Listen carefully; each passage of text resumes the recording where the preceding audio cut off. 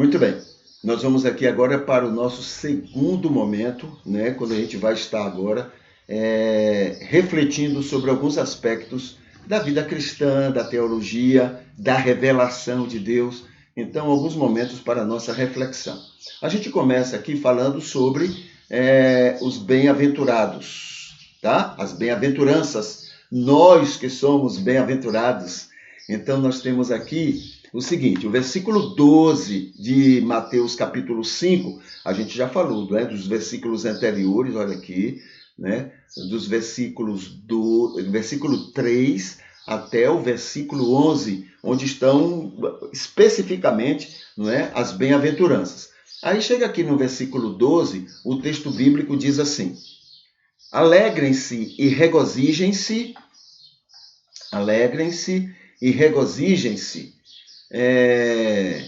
porque grande é a recompensa de vocês nos céus, pois da mesma forma perseguiram os profetas que viveram antes de vocês. Né? Depois de falar de todas as bem-aventuranças de uma maneira direta, indiretamente, a gente vai ver aqui também outra, por que nós somos bem-aventurados, tá? Então, sejam bem-aventurados. Então, é como se fosse assim um apelo, né? Vocês já são, então vivam isso. Vivam o ser bem-aventurados. Ou seja, sejam e vivam o que vocês já são, tá? Por vários fatores da graça de Deus. Então, a graça de Deus já tem trabalhado o nosso coração, nosso comportamento, nossas reações, e já tem feito a gente ser bem-aventurado.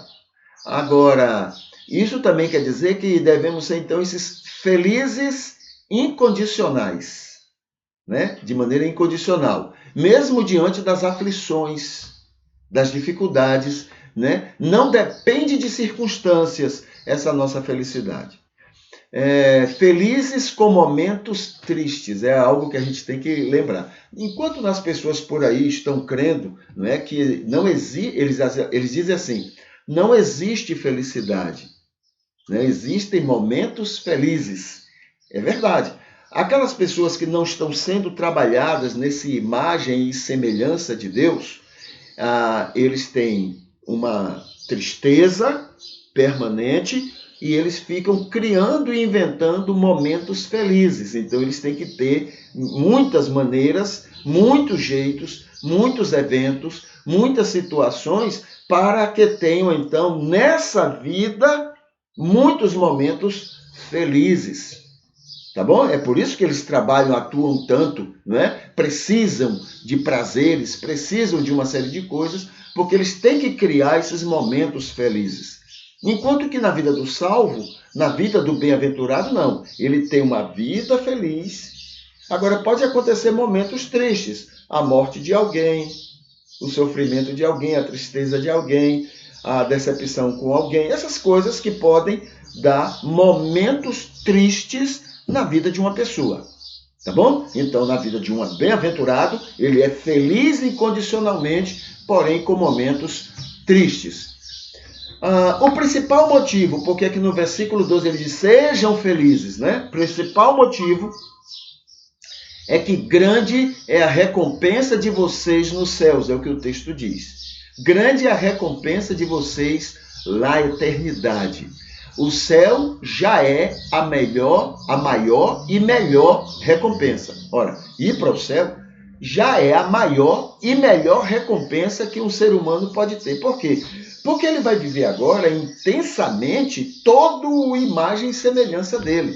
Ele não vai ser mais provocado, prejudicado por aquilo que aconteceu na queda de Adão, no pecado original e essas coisas todas. Então, vai ser realmente um céu. Ele vai viver plenamente aquilo que ele é, não é? Como imagem e semelhança de Deus. Então, o céu em si mesmo já é uma grande recompensa para qualquer ser humano.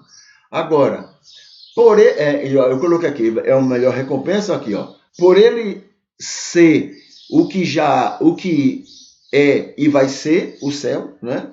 Segundo, pelo inferno que existe como inferno. Então, o céu em si já é maravilhoso, mas quando você lembra que existe o inferno, pronto, o céu fica ainda melhor do que aquilo, né? O que mais valoriza o bom e o bonito é o que a gente pode considerar como ruim e feio, né? Quando você compara as duas coisas, então de cá realmente, olhe, você desfruta muito melhor daquilo que você está vivendo, né? Esse é o principal motivo. Recompensas pessoais no céu eterno, que tem intimidade maior de uma forma natural com o Senhor, né? Então, o que é que a gente pode entender como sendo essa recompensa no céu? É o que a Bíblia chama de galardão, né? A gente entender que no céu essas coisas materiais não têm sentido, né? Não vai ter sentido. O que vai ter sentido é estarmos com Deus, já é um grande presente, e termos intimidade com Deus é um presente ainda maior. E quanto maior essa intimidade que eu tenho com Deus, maior vai ser a recompensa que eu vou estar no céu, né? Não é Deus que vai estabelecer, não, é natural. Aquelas pessoas que são mais próximas de Deus, elas vão ter maior intimidade com Ele. Aquelas que não têm tanta proximidade vão ter menos intimidade com o Senhor, tá bom? Motivo secundário para que vocês sejam felizes, o texto também coloca, fazer parte da lista de tantos outros servos do Senhor. Lembra o que ele disse? Ele coloca assim, pois, da mesma forma, perseguiram os profetas que viveram antes de vocês. Então, o motivo secundário para tanta felicidade, né? Para ser um bem-aventurado e viver intensamente isso, é o fato de que vocês fazem parte de uma lista especial de pessoas salvas, tá? Muito bem, isso aqui é nesse aspecto, né?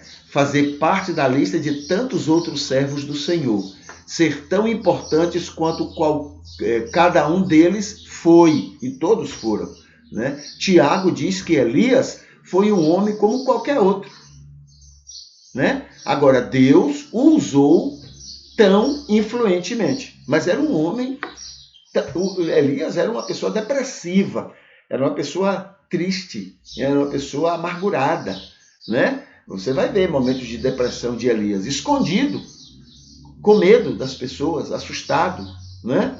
Mas era um homem, então, simples como qualquer um de nós, mas Deus o usou da maneira tão poderosa quanto usou naquelas oportunidades.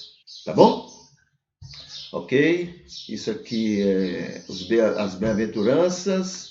Vamos ver aqui e falar um pouquinho sobre o verdadeiro culto a Deus. O que é que a gente pode lembrar hoje como sendo um verdadeiro culto ao Senhor Deus? Ser luz do mundo. Este é o melhor culto que a gente pode prestar a Deus, né? O blá, blá, blá, o Senhor, ó Deus, né? Quanto mais emotivo a gente for na oração e na música, a gente pensa que está cultuando. Nada disso, isso é coisa humana, entendeu? O verdadeiro culto a Deus é sermos luz no mundo. Luz no mundo, né? E eu lembro aqui, ser luz nas trevas. Jesus foi chamado de beberrão, amigos de pecadores. E a pessoa, lembrando do tipo de cristianismo que a gente tem mostrado ao mundo, a gente fica até assustado com isso aqui. Jesus, né? Beberrão, teria sido excluído das igrejas. Ok? Teria sido excluído. Tá? Mas aí é sermos luz lá nas trevas, lá no meio das trevas, né? É sermos capazes de estar com eles e ao mesmo tempo sermos luz do Senhor no meio deles, não separados deles, afastados deles, criticando eles, nada disso, é estar lá com eles, amigos, próximos, colados a eles, mas sendo luz do Senhor no meio deles. Entendeu? Então, este é o verdadeiro culto, é o melhor culto, é o verdadeiro culto ao Senhor. Aquele blá, blá, blá do domingo, aquilo tem suas compensações, mas só vale a pena, só vai valer alguma coisa se durante a semana nós formos luz realmente para as pessoas. Tá? Vamos analisar um pouquinho aqui aquele texto sobre, né, cristianismo, o mundo seria melhor sem o cristianismo, né? Tem alguns aspectos aqui que eu ainda quero lembrar, né? Já vimos alguns, está aqui, ó, né, vários que a gente já mencionou, né, de que o cristianismo, na história da humanidade, foi quem criou ambientes violentos, criou ambientes de perseguição, de sofrimento, de prejuízos às pessoas, totalmente o contrário da vontade de Deus, né? O cristianismo fez isso. Então aqui tem para a gente lembrar hoje o seguinte: o cristianismo instigou a violência para invadir e enriquecer, explorando a África. Explorando a África, os países, já temos lembrado aqui, né? Os países da Europa, cristãos, né? Aqueles que, até protestantes, principalmente os países protestantes, eles pegaram e dividiram. Ontem eu coloquei aqui, foi ontem, deixa eu ver se eu coloquei, não, foi em outro momento, né? Eu coloquei uma charge mostrando o que é que os países fizeram com a África, né? Em nome de Jesus. A gente vai evangelizar. Não, foram lá explorar, assaltar, roubar, tirar tudo que podiam da África, inclusive as pessoas, para escravizá-las no mundo. Enriqueceram fazendo isso. Cristianismo, hein? Cristianismo. É isso que o mundo conhece do cristianismo. A outra coisa que tem aqui, para impor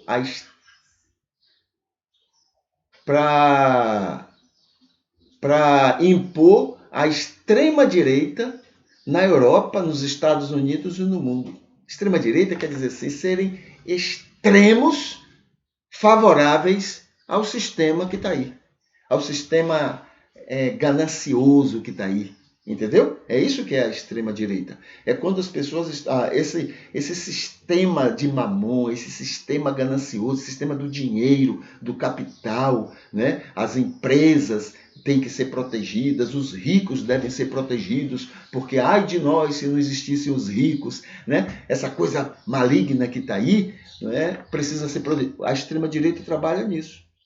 Então, é coisa extrema. A gente está defendendo Deus, defendendo família, defendendo... Não. Defendendo os que fazem propaganda disso, entendeu? Mas, na verdade, no fundo, eles agem contra Deus, porque a riqueza não deixa eles agirem contra Deus. Eles agem contra a família, porque são eles que vão na televisão, que a televisão é deles, e ensinam tudo que a gente está sabendo aí a respeito do que estão fazendo aí, né? Enfim, eles fazem isso. Terceiro, sobre a questão do país, eles é que tiram as riquezas dos países para poder botar na conta deles. Não é do povo, é deles. Então, esse negócio, essa mentira do capitalismo, e que tanta gente abraça e briga como se fosse uma coisa de Deus. Colocaram isso na cabeça da gente. E a gente tem brigado mesmo. Tem dividido famílias, dividido igrejas. Entende? Eles são o diabo. Por quê? Eles sabem como manusear a cabeça da gente. Eles pagam caro para que estudiosos sobre marketing venham trabalhar para fazer a gente acreditar no que eles querem que a gente acredite. Muito dinheiro, claro. Tudo isso é para facilitar a vida deles, né? Então, a gente tem, né, sido... quem é que tem mais defendido esse negócio aí pelo mundo? Na Europa, por exemplo, são os cristãos. Cristãos, né? Aliás, são os cristãos os que mais estão reagindo contra a vacina. Não entendi por que são contra a vacina. Porque, na verdade, a vacina é produzida justamente... Quem está ganhando mais dinheiro nesse mundo? Os donos de laboratório, esses bilionários que tem aí. Eu não entendi por que estão agindo contra eles, né? Isso é porque a ciência e o povo já disse, não, a gente vai fazer, então vamos ser contra. Entendeu? Então, esses são dois aspectos que eu queria chamar a atenção hoje, né, de que nós, cristãos, é que estamos tomando a dianteira. Não é agora não, gente. Sempre foi assim na história da humanidade, sempre tomando a dianteira para fazer violência, para provocar violência, para, né, fazer toda essa situação pelo mundo. Tá bom? Infelizmente, o cristianismo é que leva à fama. As pessoas passam, as pessoas morrem, mas quem fica com a fama é o cristianismo que a gente diz estar interessado, né, no melhor dele. Tá bom? O que é que deveria nos incomodar? Hoje é o quê? Quinta-feira? O que deveria nos incomodar no mundo? Tá? O que é que deveria nos incomodar no mundo?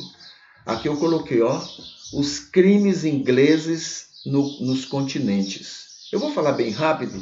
Isso aqui vai estar no Facebook, né? A pessoa vai poder entrar nesse estudo aqui. Mas vou falar bem rápido por causa do nosso horário. Mas deveria nos incomodar o que os ingleses protestantes, em nome do cristianismo, sempre eles, a Europa, entendeu? Em nome do cristianismo. Ah, não, isso não tem nada a ver com religião. Ué, então eles são cristãos, mas na hora de agirem como bandidos, não tem nada a ver com o cristianismo? Para agirem como exploradores, não tem nada a ver com o cristianismo? Entendeu? Aí eu coloquei aqui, olha, Gandhi, né? Gandhi, quando ele falou, olha, eu amo o cristianismo, amo Jesus, mas eu odeio os cristãos, é por causa do contato com os ingleses, conosco. Porque a gente não mistura. Não, religião é uma coisa, política é outra. Então, eu posso ser cristão, os generais de Hitler eram assim, né? Eu posso ser cristão, mas na hora da política aí eu faço o que eu quero. Eu persigo, eu mato, eu exploro, eu roubo, eu assalto.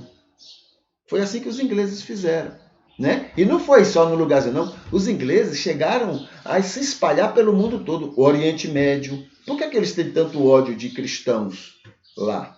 Porque os cristãos foram o cão no meio deles, foram o diabo em pessoa no meio deles. E a gente hoje critica eles, né? Mas na história, nós fomos lá e fizemos o inferno na vida deles. E antes de sair, fizemos outros infernos. Procure a história e você vai ver o que é que os ingleses fizeram lá no Oriente Médio quando saíram lá do domínio daquelas regiões, né? Depois de roubarem, assaltarem o petróleo daquele povo, as ricas. Mesma coisa que fizeram com a África. Mesma coisa. E não, Deus abençoou os países protestantes e eles ficaram ricos. Não, Deus não abençoou, não. Pelo contrário, eles assaltaram o mundo, roubaram o mundo, eles exploraram tudo que o mundo tinha para favorecer a riqueza deles. Entende? Então os ingleses fizeram isso na África, na Ásia, nas Américas, lá na América do Norte fizeram isso e a América do Norte herdou. Fizeram na América Latina, continuam fazendo na América do Sul, né? O que mais? No Caribe, né? Nessa região aqui de Cuba e essas regiões aqui perto da Venezuela. Os cristãos, nós, em nome de Jesus, fizemos tudo isso. Tá? Isso deveria nos incomodar. Em vez de ficar preocupado com o que os outros estão fazendo, né? Ou deixando de fazer porque não agrada a Deus, não agrada. Em vez de a gente estar preocupado com a vida dos outros, deveríamos estar preocupados, interessados, incomodados com o que somos e principalmente com o que fomos. Entendeu? Então, isso deveria nos incomodar, como cristãos. Isso deveria ocupar os nossos cultos de oração. Ó Deus, nos perdoe. Um ano a gente pedindo perdão, né? Pedindo perdão a Deus e ao mundo a malignidade com que o cristianismo sempre operou na história da humanidade. Entendeu? Isso deveria nos incomodar. E não ficar orando para que, olhe, no desfile, né, do orgulho gay, fizeram isso e aquilo, no carnaval fizeram... Em vez de ficar preocupado com a vida dos outros, porque cada um vai dar conta de si. Deveríamos estar incomodados conosco, com o que somos e o que temos feito e o que já fizemos na história da humanidade. Ah, não fui eu, fomos nós. Nós é que fizemos como cristãos. O cristianismo que a gente está vivendo foi que fez tudo isso. Entendeu? Isso deveria nos incomodar, né? Isso seria mais cristão. E o mundo seria melhor evangelizado se a gente tomasse essa atitude correta de nos arrepender. Agora não é só pedir perdão, eu me arrependo. Não, é voltar lá e consertar o que foi feito. Entendeu? Esse negócio de pedir perdão e ficar por isso mesmo não tem sentido. É voltar lá e fazer e consertar o que foi feito. Tá bom? Isso a gente então encerra esse segundo momento e daqui a pouco a gente volta para o terceiro momento. Deixa eu colocar aqui a musiquinha e a gente volta daqui a pouco, tá?